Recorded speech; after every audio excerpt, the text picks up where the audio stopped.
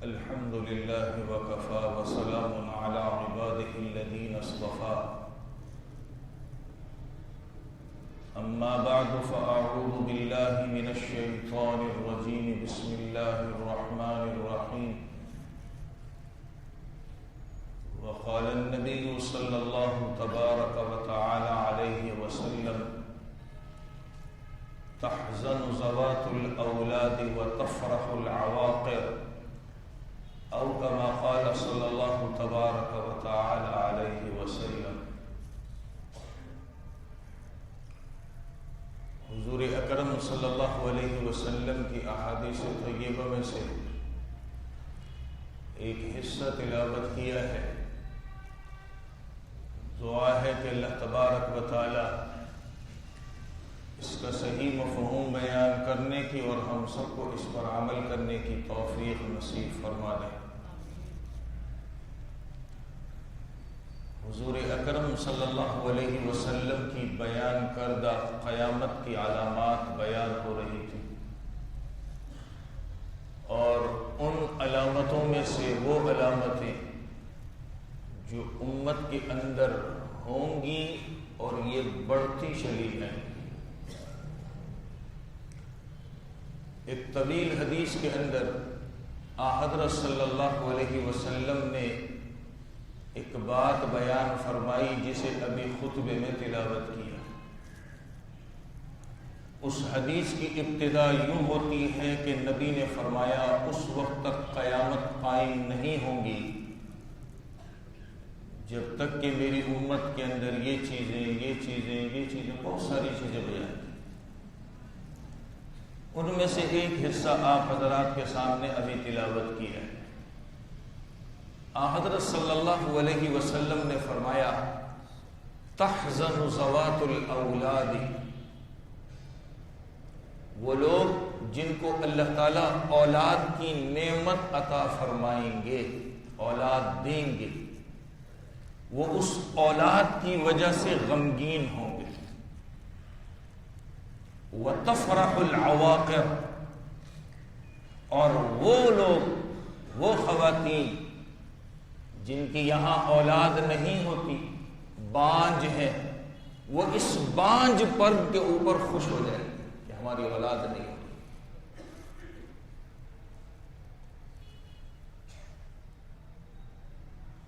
ایک وہ وقت تھا کہ کوئی خاتون شادی کے بعد اگر اس کے یہاں اولاد نہیں ہوتی وہ بیچاری غمگین ہوتی تھی کہ اللہ تعالیٰ نے اولاد کی نعمت سے محروم رکھا ہے۔ انسان کو تو نہیں پتہ ہوتا کہ اللہ کے فیصلے کیسے ہیں، کیا ہے، لیکن اپنی سوچ کے اعتبار سے انسان کو غم لگ جاتا ہے کہ شادی ہو گئی، اب اولاد جیسی نعمت میسر نہیں۔ یہی اولاد اور ماں باپ پروردگار عالم قرآن کریم میں ایک مقام پر ان کو آپس میں محبت کا ذریعہ بیان کرتے ہیں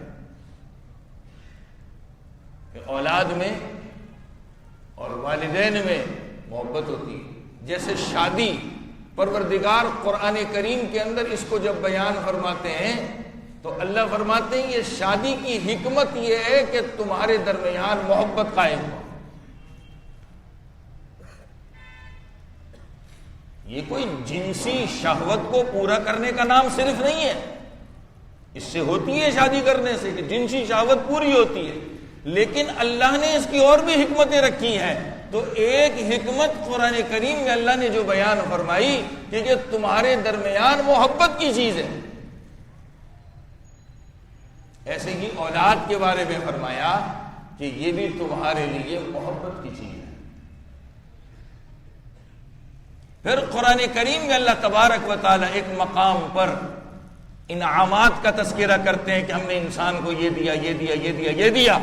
ان انعامات میں سے اللہ تعالیٰ نے اولاد جو اپنی بیٹے کہلاتے ہیں، بیٹیاں کہلاتی ہیں، اس کے ساتھ اللہ نے پھر اگلا ان کا جو آنے والی ان کی اولاد ہے، جسے ہم پوتے پوتیاں کہتے ہیں، نواسے نواسیاں کہتے ہیں، کہا یہ ہم نے تمہارے اندر رکھا ہے. پارہ 14 کے اندر سورہ نحل میں اللہ نے اس کو بیان فرمایا. اور اس کے بعد آگے اللہ نے فوراً کیا فرمایا؟ ہم نے تمہیں پاکیزہ چیزیں دی ہیں. پھر قرآن کریم میں اللہ تبارک و تعالی ایک مقام پر قسمیں کھا رہے ہیں. چھوٹی سی سورت لا اقسم بہذا البلد پارہ 30 کے اندر ہے. اس میں پہلے شہر مکہ کی قسم ہے جہاں حضور اکرم صلی اللہ علیہ وسلم کو آپ نے پیدا بھی فرمایا، نبوت سے سرفراز بھی فرمایا. اس کے بعد اللہ تعالیٰ جو قسم کھا رہے ہیں وہ قسم کیا ہے؟ ووالد وما ولد، باپ اور اولاد کی قسم کھا رہے ہیں. قسم کھائی ہے اس کے ساتھ. اور آگے فرمایا لقد خلقنا الانسان فی کبد. میں اپنے الفاظ میں اس آیت کا مطلب بتاؤں کہ ہم نے انسان کو پیدا کیا ہے مشقت والی زندگی میں. ہم نے انسان کو پیدا کیا ہے مشقت والی زندگی کے اندر. یہ نہیں ہے کہ یہ راحت ہی راحت ہوگی. راحت کا ٹھکانہ تو اللہ نے آخرت میں جنت کو بنایا ہے. اللہ ہم سب کو نصیب فرما دے. لیکن دنیا کی زندگی اللہ تبارک و تعالی نے آزمائش کی رکھی ہے. اس آزمائش کے اندر بہت ساری صورتیں. ہمارا جو موضوع ہے آج جو بیان شروع ہوا ہے کہ انسان کی شادی ہو جائے، اللہ تعالیٰ وہ سارے اسباب مہیا کر دے جس سے اس شادی کا نتیجہ اولاد کی صورت میں آئے، اس اولاد سے محروم. تو پہلے زمانے میں عورت جب بانجھ ہوتی تھی، بانجھ کہ اس کے بچے پیدا نہ ہوتے، وہ بیچاری غم کرتی تھی.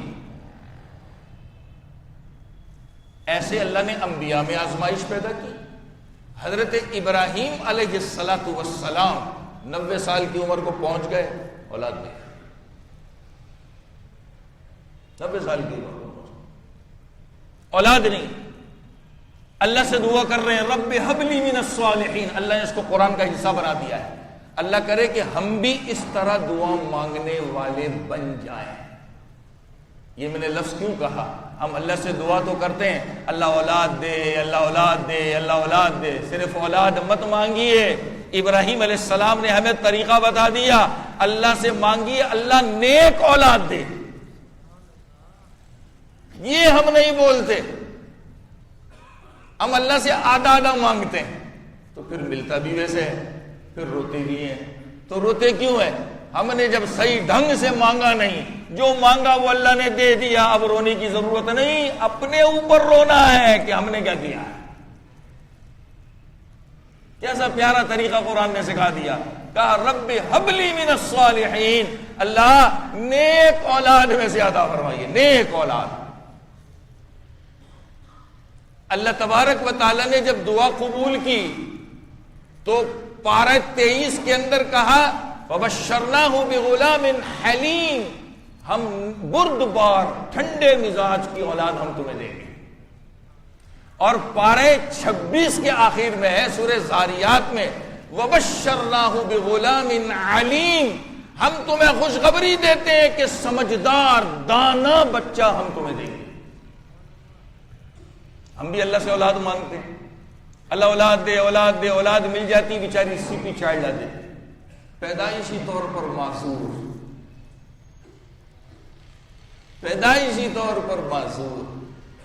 اللہ جب اس طرح کی آزمائش میں مبتلا کرے تو بے صبرا نہیں ہونا چاہیے. اپنے عمل پر غور کرنا چاہیے کہ ہم نے غلطی کہاں کی ہے. دعا مانگنے میں غلطی کی ہے یا اپنی سوچ کے اندر غلطی کی ہے؟ سوچ کیا ہوتی ہے؟ یہ کروں گا، یہ ہو، وہ ہو، فلانا ہو، یہ ہو، وہ. کچھ بھی نہیں کر سکتے، اللہ پہ چھوڑ. لیکن اللہ سے مانگیے ایسے جیسے اللہ کے نیک بندوں نے ہمیں طریقہ بتا دیا ہے. پھر دیکھیے اللہ دیتے کیسے،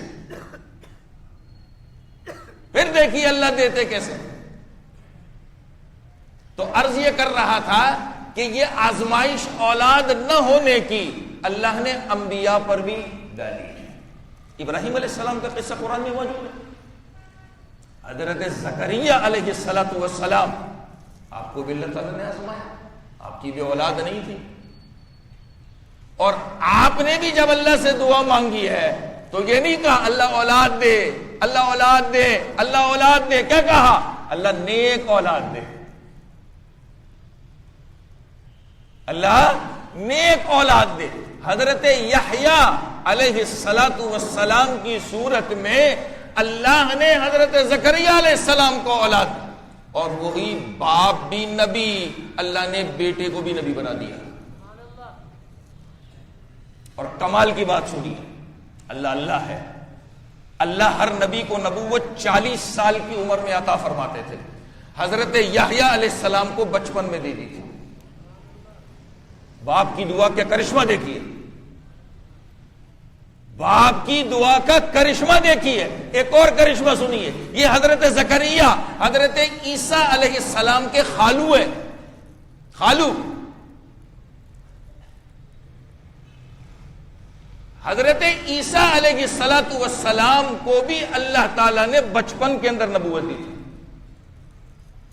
ایک ہی گھر کے اندر اللہ نے عجیب نمونہ دکھایا. یہ کرشمہ ہے اللہ کا. ہمیں اصل میں مانگنے کا ڈھنگ نہیں آتا, ہم بے ڈھنگے انداز میں مانگتے ہیں پھر روتے ہیں یہ ہو کیا گیا. ڈھنگ سے اللہ سے مانگنے والے بن جائیں, دل سے اللہ سے مانگنے والے بن جائیں, اللہ کے دروازے بند نہیں ہیں. اللہ بڑے مہربان ہے, اللہ بڑے مہربان ہے. ہماری تو بس میں جملہ کہتا ہوں عجیب سا محسوس کر رہا ہوں, ہماری تو نماز بھی بے توجہ ہی کی ہے, تو دعا میں توجہ کیا ہوگی؟ ہمیں تو پتہ ہی نہیں ہے سورہ فاتحہ کیسے پڑھتے ہیں نماز میں, قل هو اللہ کیسے پڑھتے ہیں نماز میں, اتحیات کیسے پڑھتے ہیں نماز میں, درود پاک کیسے پڑھتے ہیں نماز میں, توجہ ہی نہیں ہے ہماری. تو ہماری دعاؤں میں توجہ کہاں ہوگی؟ اب حدیث سنیے, رسول کریم صلی اللہ علیہ وسلم نے فرمایا اللہ تبارک و تعالی اس انسان کی دعا قبول نہیں فرماتے جو بے پرواہ لاپرواہ ہو کر دعا کرتا ہے.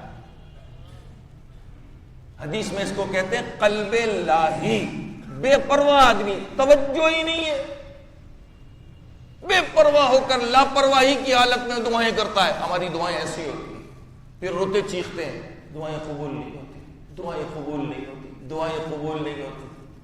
دعائیں قبول ہوتی ہیں, میں نے اللہ سے کیسے مانگا ہے؟ سوال یہ ہے.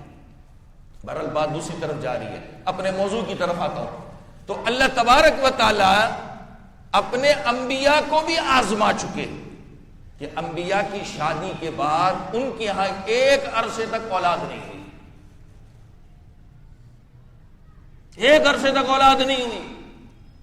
پھر اللہ تبارک و تعالی نے انہیں اولاد عطا فرمائی, تو جیسی انہوں نے اللہ تعالیٰ سے دعائیں کی اللہ تعالیٰ نے ایسی اولادیں ان کو عطا فرما دی. لیکن جس کے یہاں اولاد نہیں ہوتی تھی وہ بانجھ یہ اپنے آپ کے لیے ایک عیب سمجھتی تھی کہ اولاد نہیں ہو رہی, اولاد نہیں ہو رہی.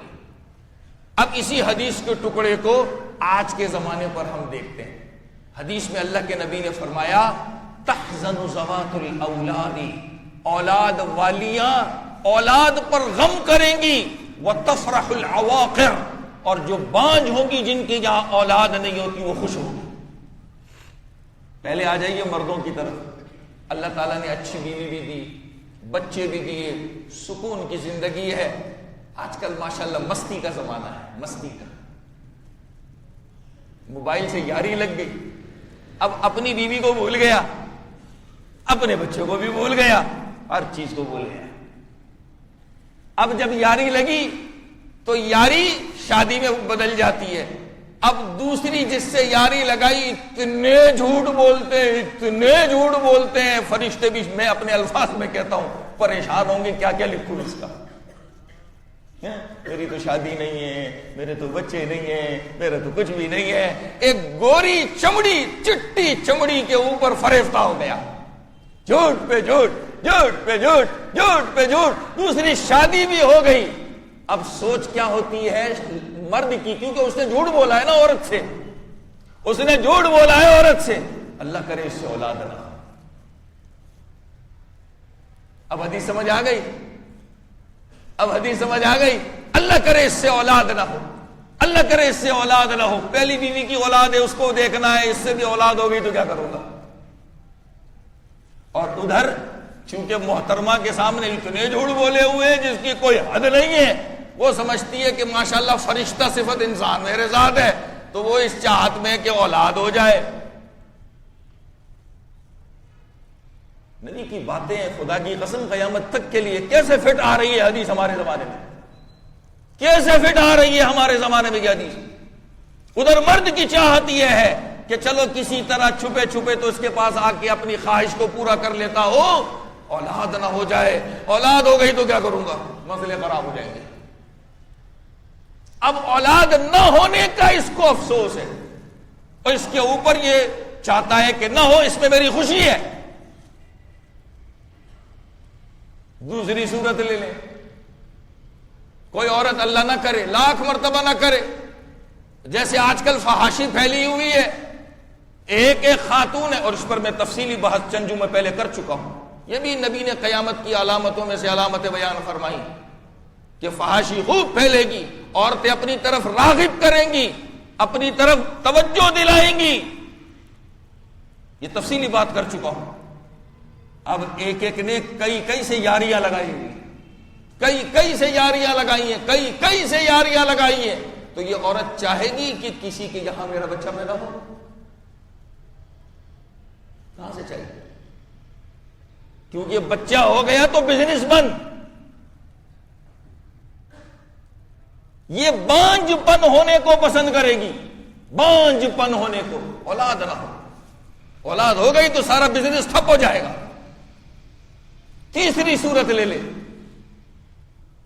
آج اللہ کرے ہماری سوچ اسلامی بن جائے، اللہ کرے ہماری سوچ محمد الرسول اللہ صلی اللہ علیہ وسلم والی بن جائے، بس ہم لوگ مسلمان ہو کر یہود اور نصارہ کے پیروکار بن گئے، شادیاں کر لیتے ہیں، الفاظ کیا ہوتے ہیں شادی کے بعد، اللہ ہم سب کی حفاظت فرمائے، ابھی تو چند دن مزے کر لیں، اولاد بعد میں لے لیں گے، تیرے ہاتھ میں،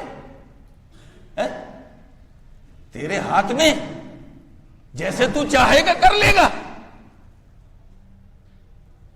جیسے تو چاہے گا کر لے گا، یہ خزانہ تیرے ہاتھ میں، ابھی مزے کر لیں، مزے کی زندگی گزار لیں، پھر اولاد لے لیں گے۔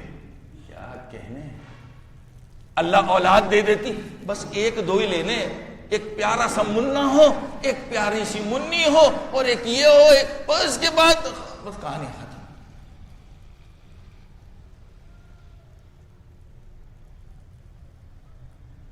اپنے ہاتھ سے، اپنے کرتوت سے، اپنی گندی سوچ سے اللہ کی نعمت کے دروازے ہم بند کرتے ہیں۔ خاندان کے لوگ بھی آتے ہیں، خواتین، مرد، ارے ابھی وقفہ بہت کرنا ہے، اس کے بعد دوسری اولاد لینا، وقفہ بہت کرنا ہے، اس کے بعد دوسری اولاد لینا، بڑے سمجھدار ہو گئے، اپنی سوچ سے ساری باتیں بنائی ہوئی ہیں۔ کیوں کہ یہ سوچیں یہود اور نصارہ کی ہے، ہم لوگ جیسے دیکھتے ہیں پڑھتے ہیں وہ ان کا سب مزاج ہمارے سامنے، اب ہم چاہتے ہیں کہ ایسے ہی کریں، تو ان کا دوسرا رخ بھی دیکھ لیا کریں، جو وہ کم اولاد لیتے ہیں، ایک اور دو تین، پھر وہ اولاد جوانی تو دور کی بات ہے، بالغ ہونا تو دور کی بات ہے، اس سے پہلے ماں باپ کو چھوڑ کے اپنا گھر بنا لیتے ہیں، یہ بھی تو دیکھا کرے نا، یہ کیوں نہیں دیکھتے؟ اب ایک حدیث سنیے، ابو داؤد شریف کے اندر یہ روایت موجود ہے، رسول کریم صلی اللہ علیہ وسلم کے پاس ایک صحابی آئے، فرمایا رسول اللہ صلی اللہ علیہ وسلم، ایک لڑکی ہے، حسین و جمیل ہے، میں اس سے شادی کرنے کا ارادہ رکھتا ہوں۔ صحابہ صاف صاف باتیں کرتے تھے، ہماری طرح جھوٹے نہیں تھے، چھپاتے نہیں تھے، اس زمانے میں اگر کوئی چیز چھپاتے تھے وہ منافق لوگ تھے، حدیث پڑھیے ساری باتیں کھل کے سامنے آ جائیں۔ اس زمانے کے جھوٹے جو لوگ تھے، عیار اور مکار شکار قسم کے لوگ، وہ منافق تھے، صحابہ سیدھی سیدھی باتیں کرتے. کہا صحابی نے آ کر کے حسین و جمیل لڑکی ہے, میں اس سے شادی کرنا چاہتا ہوں. پھر اگلی بات خود فرمائی, فرمایا یا رسول اللہ ایک مسئلہ ہے. کیا ہے؟ اے رسول اللہ وہ بچے نہیں جن سکتی, بانجھ ہے خوبصورت, ہے خوبصورت مگر بچے نہیں جن سکتی, بانجھ ہے. نبی نے اس موقع پر ایک عجیب بات ارشاد فرمائی. نبی علیہ السلام نے فرمایا تزوجوا الودود الولود, ایسی عورتوں سے شادی کرو جو تم سے محبت بھی کرنے والی ہو اور بہت بچے جننے والی ہو. دو باتیں ارشاد فرمائی آپ نے. ایسی عورتوں سے شادی کرو جو تم سے محبت بھی کرنے والی ہو اور زیادہ بچے بھی جننے والی ہو. اور آخر میں کیا فرمایا, میں قیامت کے دن تم جتنے زیادہ ہوگے نا, بچے زیادہ پیدا ہوں گے, میں تمہارے اوپر فخر کروں گا. اور میرا مسلمان بھائی کیا کہتا ہے, بچے تو دو ہی اچھے ہیں, ایک پیارا سا منا ہو, ایک پیاری سی منی ہو, اور ایک یہ ہو اور ایک وہ ہو.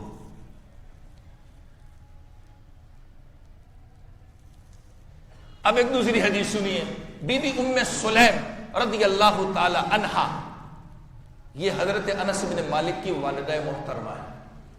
انس بن مالک رضی اللہ تعالی عنہ نبی علیہ السلام کی تقریباً 10 سال خدمت کی, بہت خوش تھے آپ سے.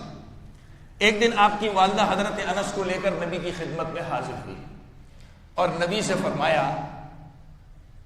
کہ اللہ کے رسول, یہ انس کے لیے دعا فرما دیجیے. کیا فرمایا؟ انس کے لیے دعا فرما دیجیے. اب نبی کی دعا سنیے, نبی کی دعا سنیے. نبی نے دعا کیا دی, کہا اللہ اس کے مال میں بھی برکت دے, اللہ اس کی اولاد میں بھی برکت دے. حضرت انس فرماتے تھے میں اپنے ہاتھوں سے اپنے بچوں اور پوتوں تقریباً 100 کے قریب دفن کر چکا ہوں. 100 کے قریب بچے اور پوتے. کہ نبی کو سمجھ نہیں تھی اس بات کی کہ بچے کم ہو تو اچھا ہے. نبی کو اس بات کی سمجھ نہیں تھی کہ بچے کم ہو تو اچھا ہے. ہمیں زیادہ سمجھ میں آ گئی 15ویں صدی کے اندر. یہ ہماری گھٹیا سوچ ہے. شادی کے بعد جوان جوڑا جیسی سوچ رکھتا ہے, جیسی حرکتیں کرتا ہے, اللہ فیصلے بھی ایسی کرتا ہے. آج مرد کے اندر بھی یہ خواہش جاگتی ہے وقفے سے اولاد لوں گا, جیسے ساری کنجی اس کے ہاتھ میں, سارا تالا اس کے پاس, وقفے سے لوں گا, تھوڑے سے مزے کر لیں, انجوائے کر لیں, انجوائے کر لیں. پھر اللہ زندگی بھر انجوائے کراتا ہے, روتا رہتا ہے, بوڑھا ہو جاتا ہے, اللہ اولاد نہیں دیتا. ایک خدشہ اور بھی ہوتا ہے, ارے آج کل تو مہنگائی ہے, میری آمدن اتنی نہیں ہے, بچے زیادہ ہوں گے تو کھائیں گے کہاں سے. جیسے سارا ٹھیکیدار یہ ہے, اللہ تو ہے ہی نہیں دنیا میں اور اللہ کے خزانے بھی نہیں. اللہ قرآن میں کہتے ہیں وَكَأَيٍّ مِّن دَابَّةٍ, ارے تم زمین کے اندر دیکھتے نہیں یہ چلنے پھرنے والے جانور, چوپائے, یہ ساری چیزیں. لا تحمل رزقها, اپنے الفاظ میں کہوں کوئی جانور اپنے کندھے کے اوپر اپنی روزی لے کے گھومتا ہے؟ لا تحمل رزقها, اپنے الفاظ میں کہہ رہا ہوں, کسی جانور کو دیکھا کہ اپنے کندھے کے اوپر اپنا کھانا لے کے گھوم رہا ہو. ہم تو گھومتے ہیں, کبھی ٹفن ہاتھ میں, لنچ باکس ہاتھ میں, سب کچھ ہے. کبھی کسی جانور کو دیکھا کہ اپنا لنچ باکس لے کے چلتا ہے؟ اللہ یہی کہتا ہے لا تحمل رزقها, کسی کو نہیں دیکھو گے کہ اپنا لنچ باکس لے کر جا رہا ہے, وقت آتا ہے اللہ اس کو کھلا دیتا ہے. ایک کتیا 8 بچے جنتی ہے, 8 بچے. ایک بکری 2 سے لے کے 4 تک بچے جنتی ہے, اس کو فکر نہیں ہوتی کہ میرے بچے کہاں سے کھائیں گے. یہ تو زمانہ جاہلیت کی سوچ تھی, اس پر تو قرآن اترا ہے. قرآن میں اللہ نے فرمایا لا تقتلوا اولادکم خشیۃ املاق, فقر, غربت, اس کے خوف سے اپنی اولاد کو قتل نہ کرو۔ اور آگے اللہ نے کیا کہا؟ ہم تمہیں گلاتے ہیں، ہم گلاتے ہیں، ہم گلاتے ہیں، اللہ فرما رہے ہیں۔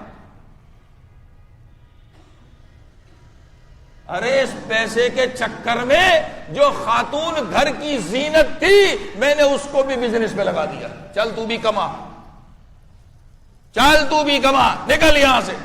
آج اس پیسے کے چکر میں اولاد کو ہم نیک بناتے، اچھی تعلیم دیتے، اچھی تعلیم دیتے، ہم نے ان کو بھی چھوٹی چھوٹی عمروں میں کام پہ لگا دیں۔ دیکھیں ایک ضرورت ہوتی ہے، میں اس کی بات نہیں کر رہا، ایک ضرورت ہوتی ہے کسی گھر کی کہ مجبوراً بچے کو کام پہ لگانا پڑا، میں اس کی ہرگز بات نہیں کر رہا، میں اس طرف جا بھی نہیں رہا۔ اللہ ایسے سب کا، ایسے گھرانوں کا غیب سے انتظام فرمائے، غیب سے انتظام فرمائے۔